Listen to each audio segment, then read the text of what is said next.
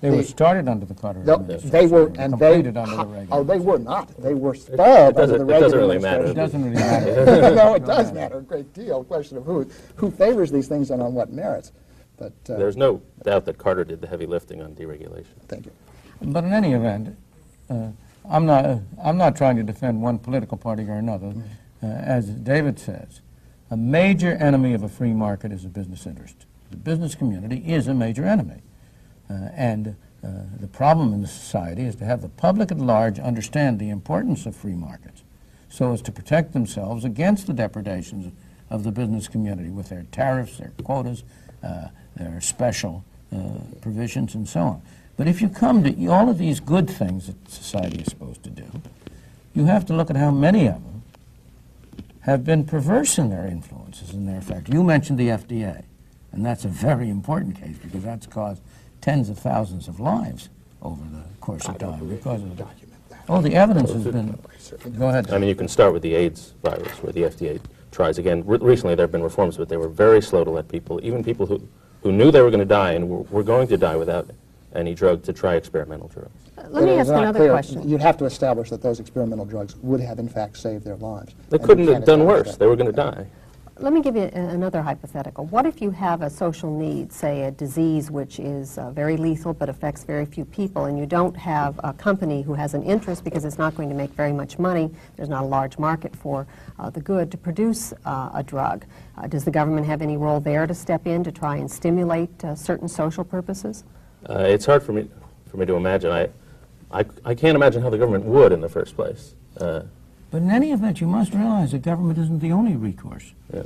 The great period, when were the nonprofit hospitals of the United States founded? Almost all of them were in the 19th century during the heyday of laissez-faire. There are private charitable activities which are essentially the most effective way of handling the kind of things you've described. Yeah. Right. A little bit of faithfulness to history surely would cause you to concede that in 1937, when we inaugurated Social Security, in 1965, when we inaugurated Medicare, we did so because the private charitable systems, the private insurance systems to care for people when they were old and when they were sick were failing in a gross way to meet the needs of the American people. And those programs, which are government programs, have at least had the virtue of extending the access to health care and extending income security when you're old to a very, very large part of the population that never had it before.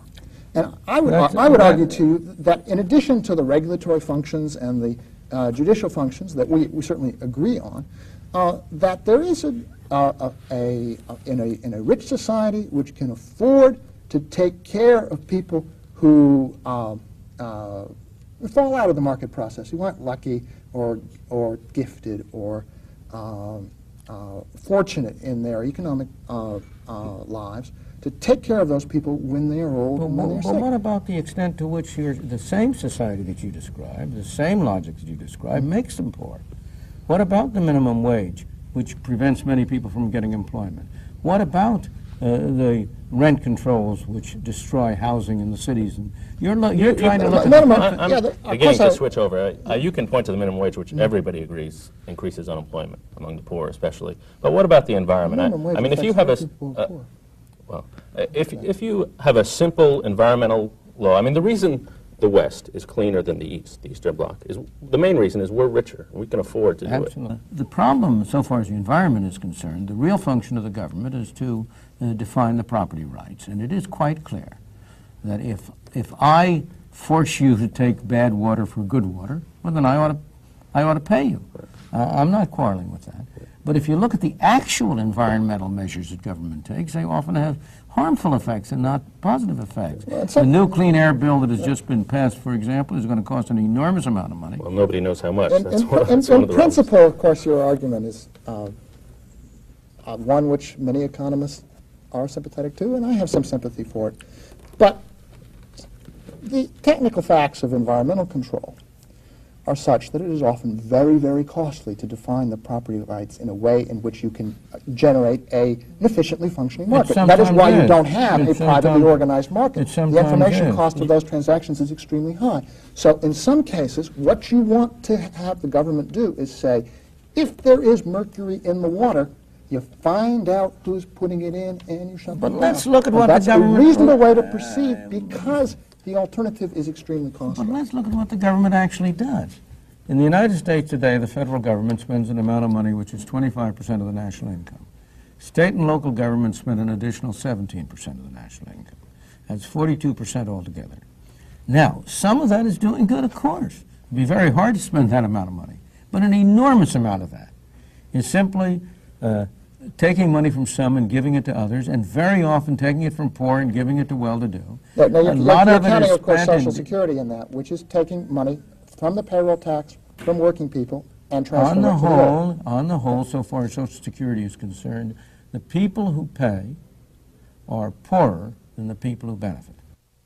Gentlemen, we are out of time. Thank you for watching Free to Choose. Next week, we'll be discussing what happens when government enters the marketplace. When anyone complains about unfair competition, consumers beware. That is really a cry for special privilege, always at the expense of the consumer. What we need in this country is free competition.